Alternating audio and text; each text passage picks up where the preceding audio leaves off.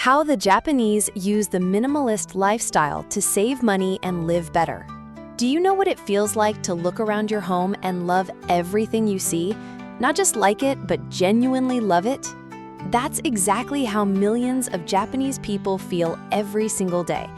They own fewer things than we do, yet they're happier with what they have. Their bank accounts are healthier, their homes feel peaceful, and they never feel like they're missing out.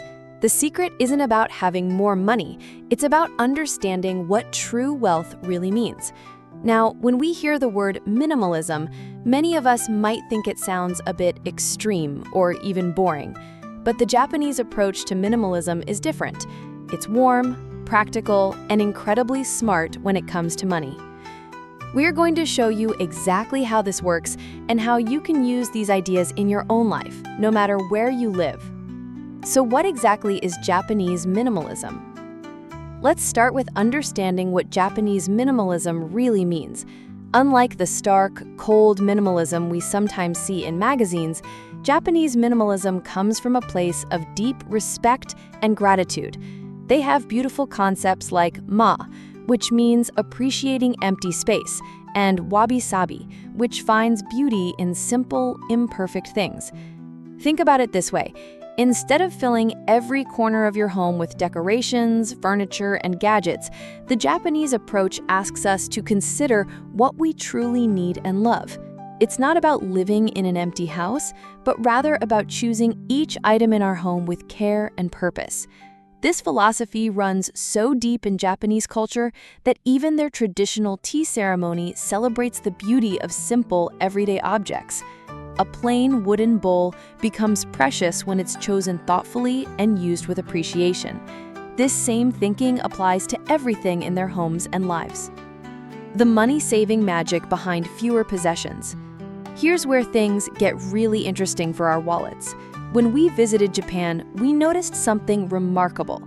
People there spend significantly less on household items and clothing compared to Americans and Europeans, yet their homes feel more peaceful and organized. The average Japanese person owns about 300 items of clothing, while Americans own over 700 pieces. That's more than double. But here's the surprising part. Japanese people report being more satisfied with their wardrobes. They choose fewer, higher quality pieces that work well together, which means they spend less money overall and always feel well-dressed. The same principle applies to their homes.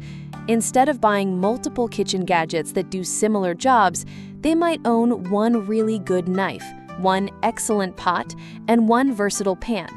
This approach saves them hundreds, sometimes thousands of dollars that would otherwise be spent on appliances they rarely use. But the savings go beyond just buying fewer things.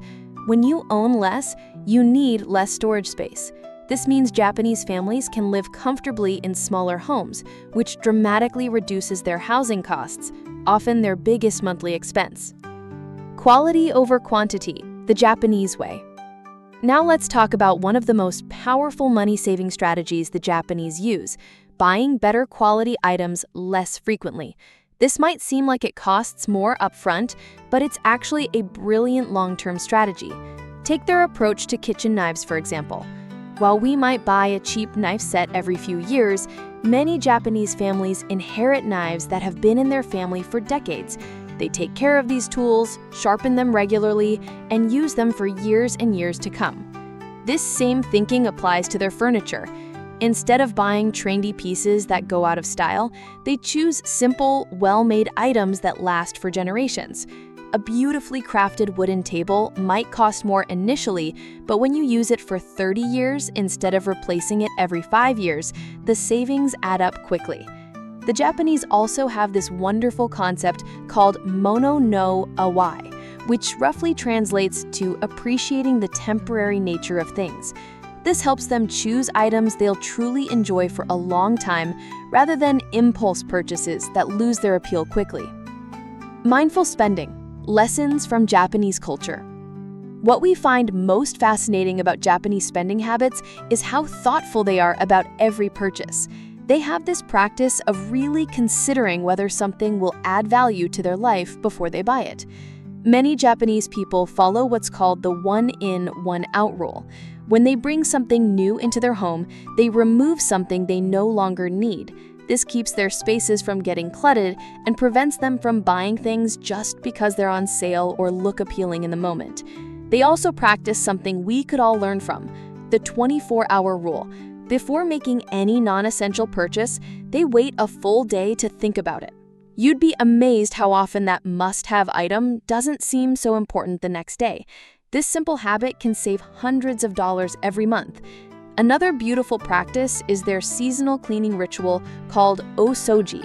Instead of constantly buying new things, they take time to clean, organize, and rediscover items they already own. Often they find things they had forgotten about, which saves them from buying duplicates. Simple living, richer experiences. Here's something that might surprise you. By spending less on things, the Japanese often have more money available for experiences and relationships. They might own fewer books, but they spend more time in beautiful libraries and bookshops. They might have simpler homes, but they invest in maintaining lovely gardens or enjoying tea with friends.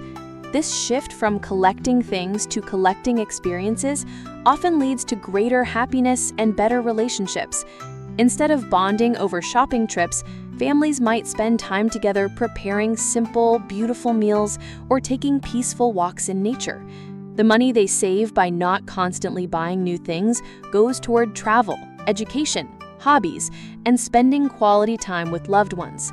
When you think about it, these are the actual things that bring lasting joy and create meaningful memories.